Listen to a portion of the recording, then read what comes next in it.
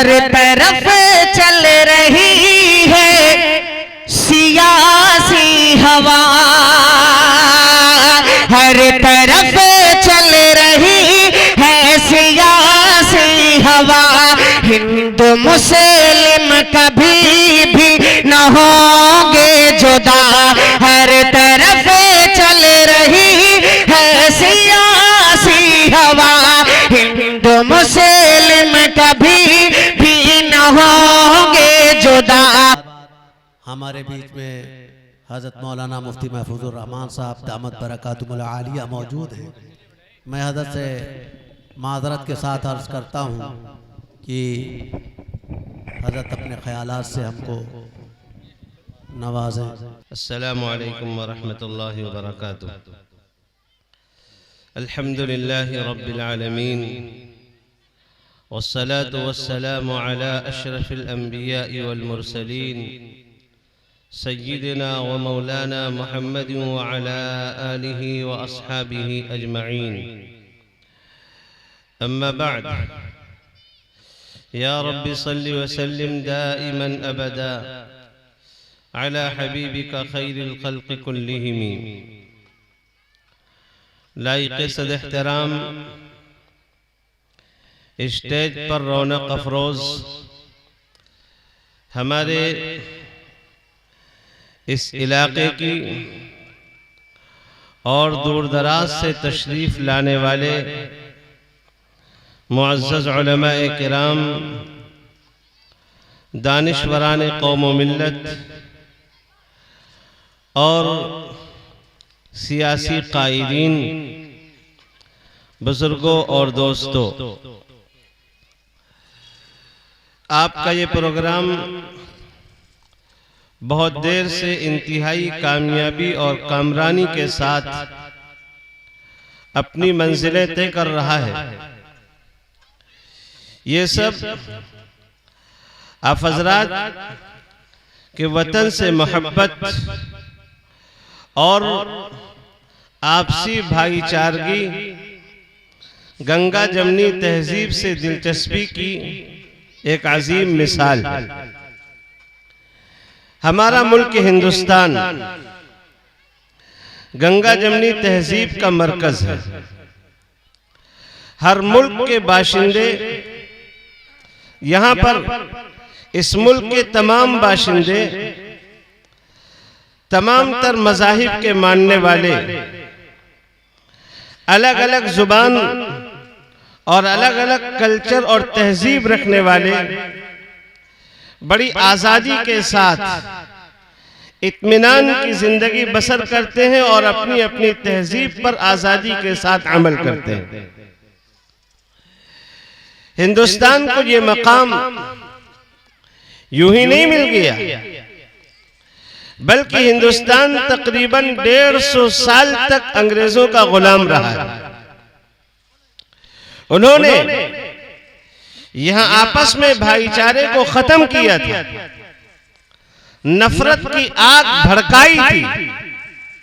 उस वक्त हमारे अकाबिर, हमारे बुजुर्गान दीन, हमारे इस मुल्क के दानिशवरान और हमारे इस मुल्क के तमाम मज़ाहिब के नुमाइंदे और कायदीन, मुसलमानों के नुमाइंदगान, हिंदू मजहब के मानने वालों के बड़े बड़े हजरात और ऐसे ही तमाम धर्मों के मानने वाले हमारे अहम अहम समाजी शख्सियात ने मिलकर अपनी जानों का नजराना पेश करके इस मुल्क को अंग्रेजों के चंगुल से आजाद कराया।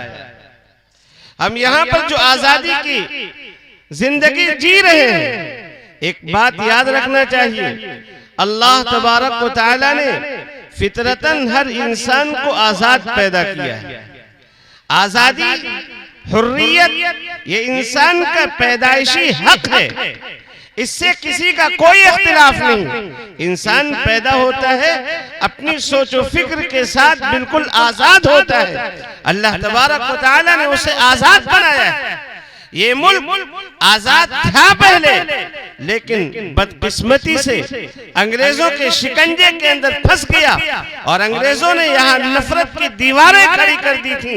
आखिरकार अल्लाह तबारक व तआला जज़ाए खैर दे, अल्लाह उनको बेहतरीन बदला दे जिन्होंने इस मुल्क को अंग्रेजों के चंगुल से आजाद कराया।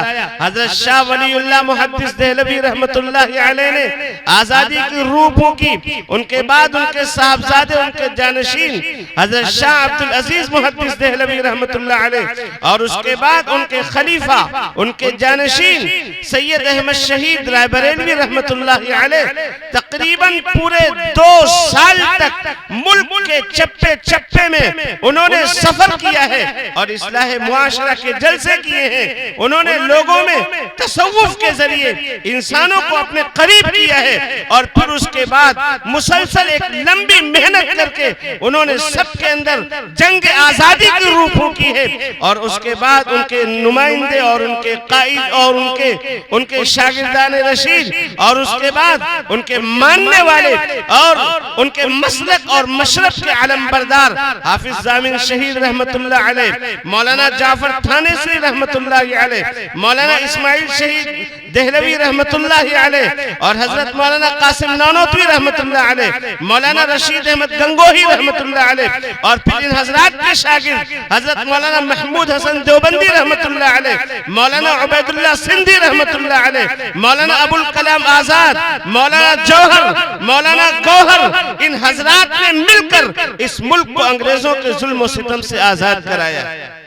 आखिरकार 15 अगस्त 1947 में इस मुल्क को आजादी तो नसीब हो गई, लेकिन अब इस मुल्क का एक संविधान होना चाहिए, एक कानून होना चाहिए, एक दस्तूर होना चाहिए, जिस दस्तूर के तहत रहकर यहाँ का हर बाशिंदा, यहाँ का हर नागरिक और हर शहरी, खा गरीब हो या अमीर, पढ़ा लिखा हो या अनपढ़, सबके सब उस कानून और उस दस्तूर के तहत रहकर आजादी के साथ जिंदगी जीने का हक हासिल कर सकें। इस काम के लिए आजादी के 14 दिन के बाद 29 अगस्त 1947 में यह आवाज उठी और तकरीबन 2 साल की अनथक मेहनत और कोशिश के बाद में अल्लाह के फजल और करम से डॉक्टर भीमराव अंबेडकर की सदारत में चंद समझदार और दानिश्वरों ने इस मुल्क का जमहूरी आईन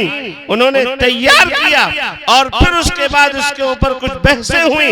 बहसों के बाद में 26 जनवरी 1950 को बाकायदा इस मुल्क के अंदर ऐलान किया गया, अब ये मुल्क जमहूरी है और जमहूरी रहेगा, यानी अवामी मुल्क है। हर आम आदमी को ये पावर हासिल होगा, इख्तियार हासिल होगा कि अपने पसंद के मुताबिक हुकूमत का इंतखाब करे और हुकूमत अवामी एतबार से काम करे।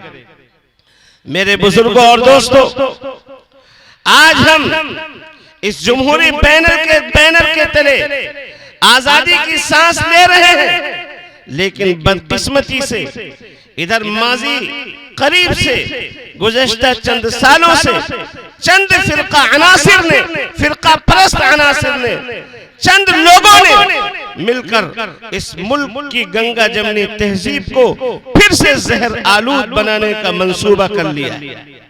उन्होंने ठान रखा है कि इस मुल्क के अंदर नफरत की दीवारें खड़ी करनी है, इस मुल्क के एक नागरिक के अंदर जहर घोलना है। लेकिन मेरे बुजुर्गों और दोस्तों, ये चंद लोग हैं। जमहूरियत का तकाजा क्या है कि अगर किसी का घर फूंका गया, मुजाहिद मिल्लत हजरत मौलाना मतीनुल हक उसामा साहब कासमी नव्वरल्लाहु मरकदहू ने अपने एक खिताब के अंदर फरमाया था कि अगर इस मुल्क में किसी एक का घर जला है तो आप इस नजरिए से हरगिज न देखिए कि ये मुसलमान का घर जला है, ये हिंदू का घर जला है, ये सिख का घर जला है, ये ईसाई और क्रिश्चियन का घर जला है, बल्कि आपको ये सोचना चाहिए कि हमारे इस मुल्क का एक घर जला है, हमारे इस मुल्क की 10 लाख की प्रॉपर्टी का नुकसान हुआ है, 10 लाख की जायदाद का नुकसान हुआ है। अगर एक इंसान मारा गया है, ये मुसलमान हो या काफिर,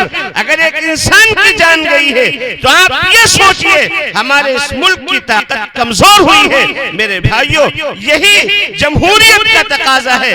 आज जमहूरियत को पामाल करने की कोशिशें की जा रही हैं, जमहूरी ताकत को तार-तार करने की कोशिशें की जा रही हैं। आज जरूरत है कि हम सब मिलकर के फिर से कदम मिलाकर शाना बशाना खड़े होकर आगे आए और मजबूती के साथ अपना लाइहे अमल तैयार करें कि जिस तरह हमारे अकाबिर ने मुल्क को अंग्रेजों के जुल्म सितम से आजाद कराया था और जमहूरियत की एक मिसाल कायम की थी इस मुल्क के अंदर। आज जब जमहूरियत का खून किया जा रहा है, उसका गला घोटने की कोशिश की जा रही है, हम सब शाना बशाना खड़े होकर मिलजुल करके फिर से इस मुल्क के आईन और इसके दस्तूर और इसके कवानीन को बचाने की जिद्दोजहद करेंगे। इंशाअल्लाह सबके सब करेंगे। और याद रखिए, कोई बहुत मुश्किल काम नहीं है। आप देखते हैं, एक मिसाल तो बहुत भोंडी सी है, लेकिन अर्ज करने में कुछ मुजाहिका नहीं। बस औकात कुछ बुढ़े लोग भी सठिया जाते हैं और बुढ़ापे में उनकी बीवी है, औलाद है, लेकिन इसके बावजूद कहीं दूसरी शादी किसी गलत नीयत से हो जाती है और फिर पुरानी बीवी जो घर की असल जिम्मेदार होती है और उनके बच्चे जो उसके दस्तोबाजू होते हैं, उनकी तरफ से नजरअंदाजी शुरू हो जाती है, नजरअंदाज करना शुरू कर देते हैं। तो फिर बच्चे क्या करते हैं? जायदाद का मालिक बाप, घर का मालिक बाप, सब कुछ बाप के इख्तियार में, लेकिन बच्चे और बीवी मिलकर सब बाप का बाइकाट कर देते। होता कि नहीं होता? सब बाप का बाइकाट करते हैं और अपनी माँ को वो सारे के सारे बच्चे मिलकर फिर से घर की मलका बनाते हैं। आज तकरीबन यही सूरत हाल हमारे हिंदुस्तान की हो चुकी है। हमारा हिंदुस्तान हमारा मादरे वतन है, हमारी माँ है। आज इसके साथ जो सौतेला सलूक किया जा रहा है, इस मुल्क को लूटने की कोशिशें की जा रही हैं। हम सब उसके फर्जंद हैं, हम सब उसके बच्चे हैं, हम सब इस मुल्क की औलाद हैं, इसी धरती के अंदर पैदा हुए हैं और इसी में जी रहे हैं। और इंशाअल्लाह सुम्मा इंशाअल्लाह यही सरजमीन हमारा, यहाँ यही सरजमीन हमारे लिए आखिरी मस्कन बनेगी और यहीं पर हम दफन होंगे। ये हमारी माँ है, आज इसकी हिफाजत की जरूरत है। जिस तरह अंग्रेज बहादुर हाकिम थे, पूरी ताकत उनको हासिल थी, उस वक्त महकुमों ने मिलकर आपसी इत्तेहाद करके उन हाकिमों को खत्म कर दिया था। इसी तरह आज भी जरूरत है जो मजलूम तबकात हैं, जो पसमानदा तबकात हैं, जो हमारे दलित हजरात हैं, या ऐसे ही मिल्लत के बाशूर हजरात जो चाहते हैं कि हमारे मुल्क के अंदर, हमारे गांव में, हमारे समाज में अमन व अमान कायम रहे, भाईचारगी कायम रहे, अमन व शांति कायम रहे, प्यारो मोहब्बत कायम रहे। आज इन सबको जुट करके, आज इन सबको मिलजुल करके प्यारो मोहब्बत के साथ ये तय करना होगा कि चंद फिरका परस्त अनासिर जिन्होंने चंद सालों से नफरत का बाजार गर्म किया हुआ है, इंशाअल्लाह मोहब्बत के ऐसे दिया जलाएंगे, मोहब्बत की शमएं रोशन करेंगे कि इनकी दुकानें बंद होंगी और इंशाअल्लाह इनका खात्मा होगा। अल्लाह पाक हम सबको अमल की तौफीक अता फरमाए।